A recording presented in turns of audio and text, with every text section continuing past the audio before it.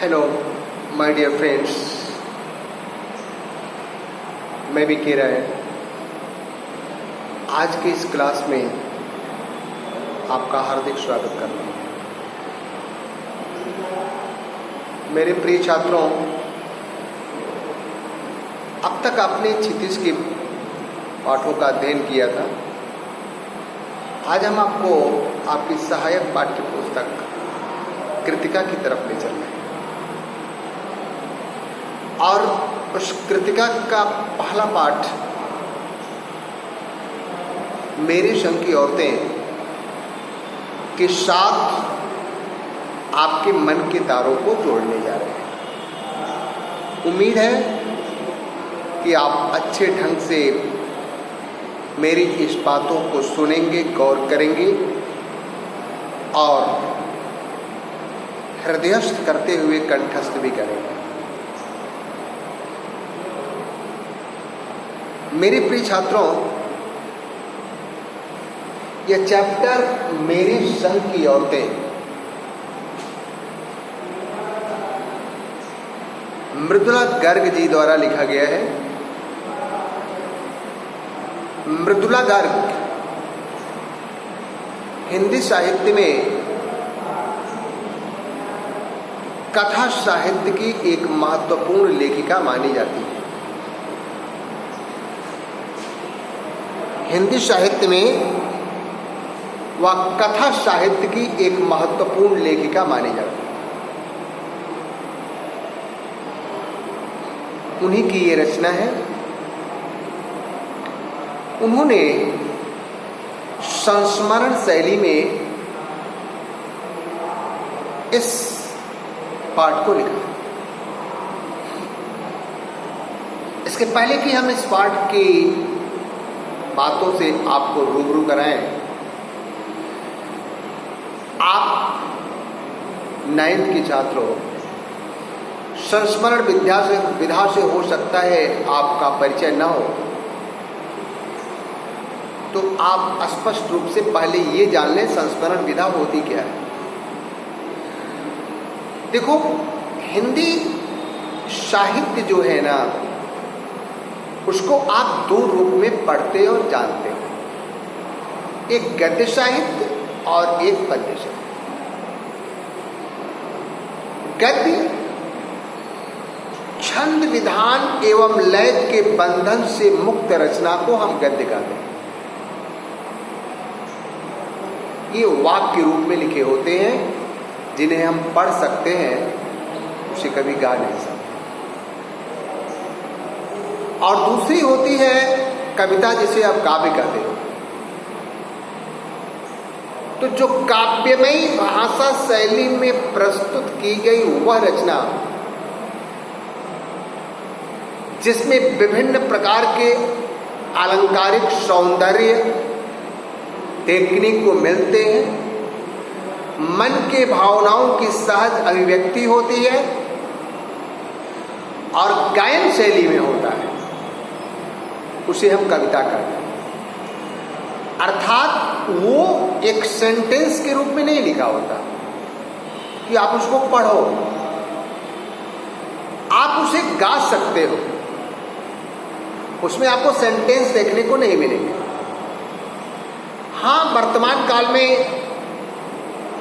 आधुनिक काल जिसको आप बोलते हो, उस आधुनिक काल में हिंदी साहित्य में कुछ कवियों ने ऐसी रचनाएं लिखी हैं जिन्हें हम गद्य काव्य का नाम देते हैं। अब गद्य काव्य क्या होती तो वो कविता ही है, लेकिन वो कविता गायन के रूप में कम, पढ़ने के रूप में ज्यादा होती है।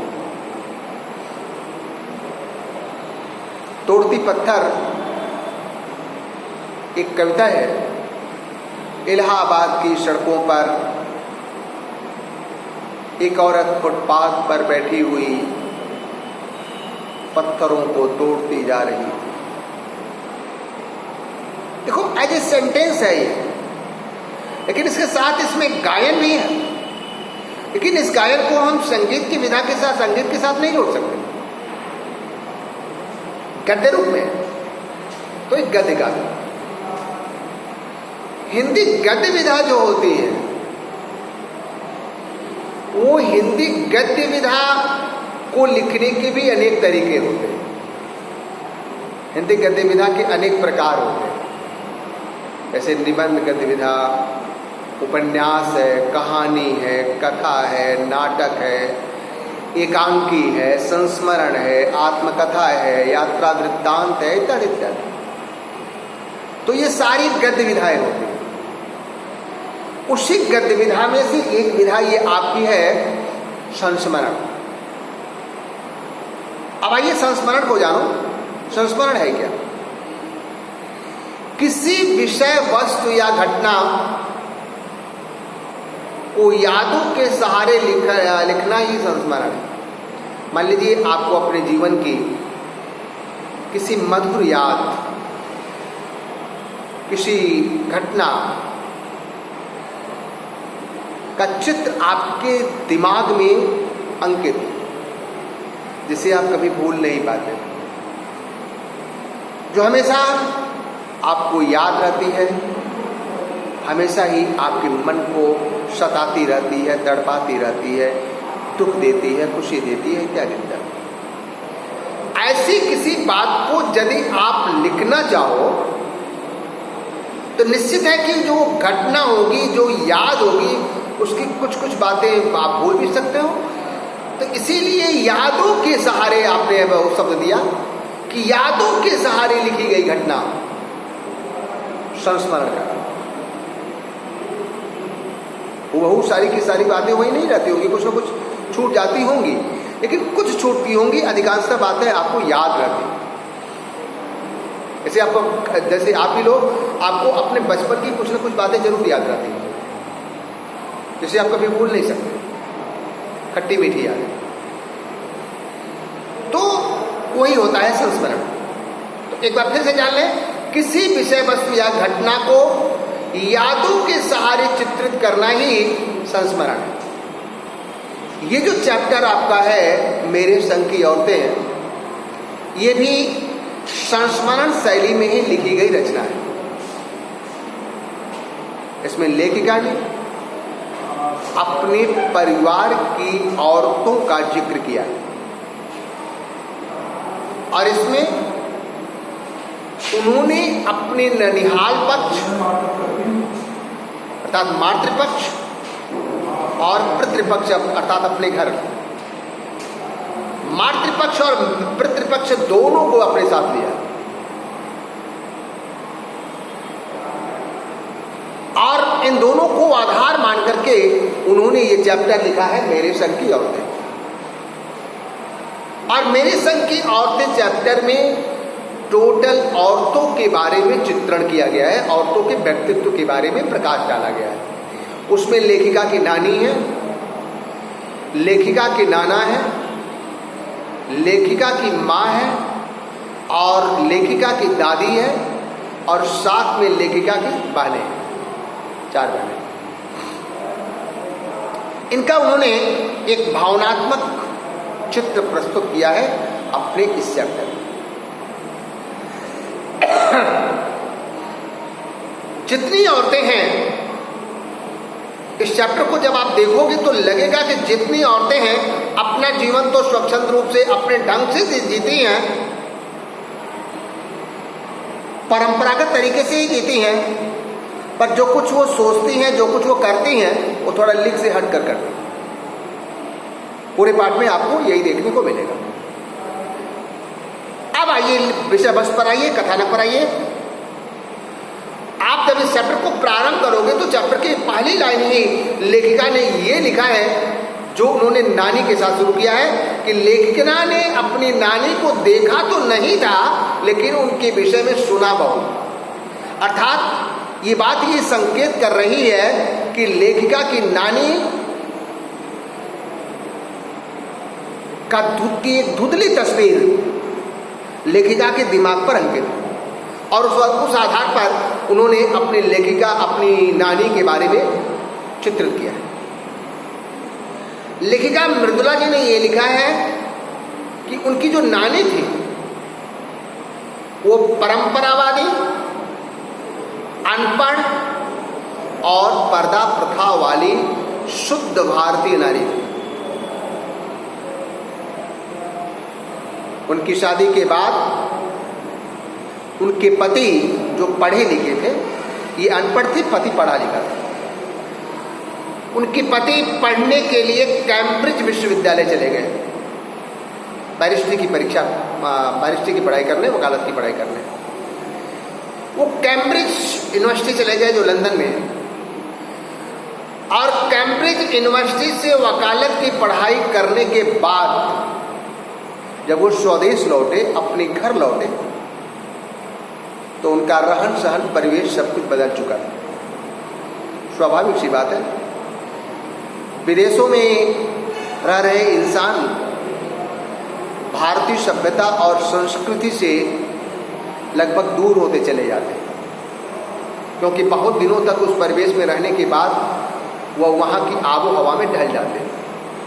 कुछ एक भारतीय ऐसे होते हैं जिन्हें अपनी सभ्यता और संस्कृति से बड़ा लगाव होता है, वही अपनी सभ्यता और संस्कृतियों को नहीं त्याज्य करते, नहीं छोड़ते।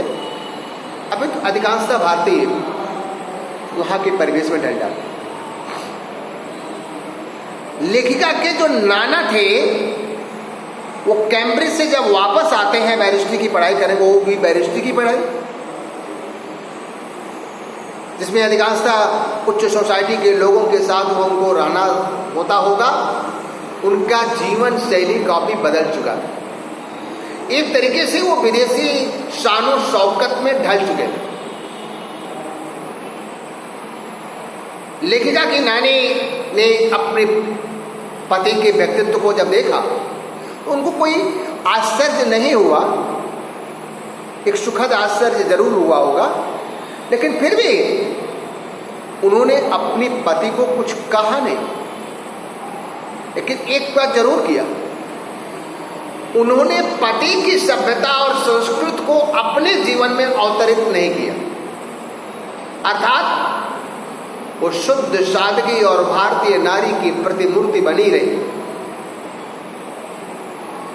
दूसरी तरफ जो उनके पति थे, उनको भी अपने पत्नी के इस व्यवहार पर कोई दुख न हुआ।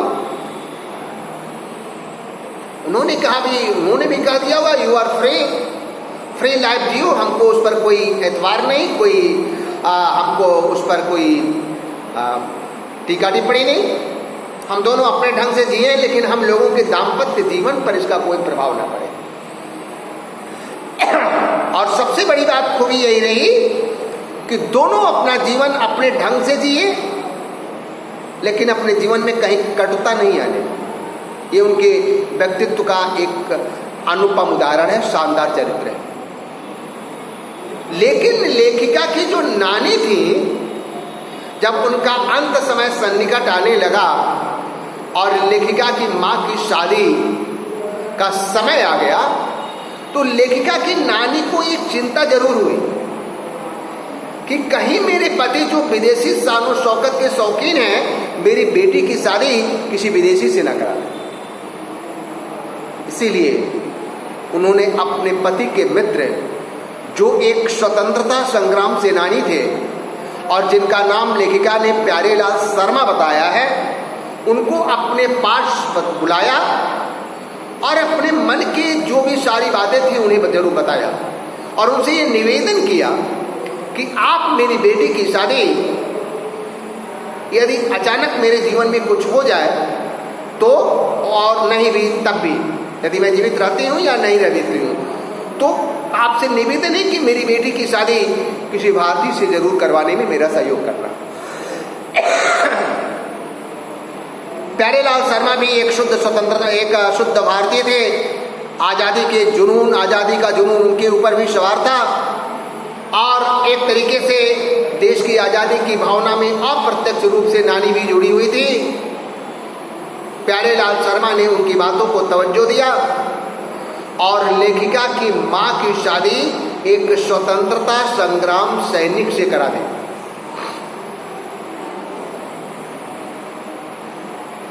अब लेखिका की मां की शादी एक स्वतंत्रता संग्राम सैनिक से हो गई।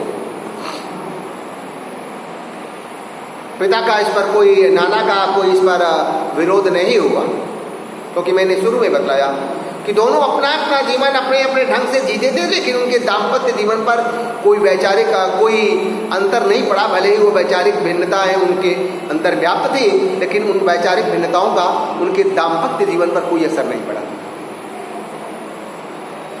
लेखिका की मां की शादी हो गई एक स्वतंत्रता संग्राम सैनिक के साथ। वह उनके साथ अपने ससुराल आ गई। गांधी जी के विचारों से प्रभावित होकर के, स्वतंत्रता संग्राम सैनिक उनके पति थे ही, निश्चित रूप से वे गांधी जी के असहयोग आंदोलन में उनके साथ रहते होंगे। गांधी जी के विचारों का प्रभाव लेखिका की मां के ऊपर भी पड़ा, और लेखिका की मां गांधी जी के विचारों से प्रभावित होकर के उन्होंने खादी साड़ी पहनना शुरू किया, जो उनके लिए थोड़ी सी असह्य थी, जो नहीं पहन पा रही थी। लेकिन फिर भी भारतीयता के प्रतीक आजादी की दीवानी उनकी मां ने खादी साड़ी पहनना शुरू किया। अपने परिवार के साथ सुखमय जीवन बिताने लगे और अपना जीवन जीने लगे। अब लेखिका ने अपने मां के चरित्र के बारे में कुछ लिखा है, आप उस पर गौर करेंगे।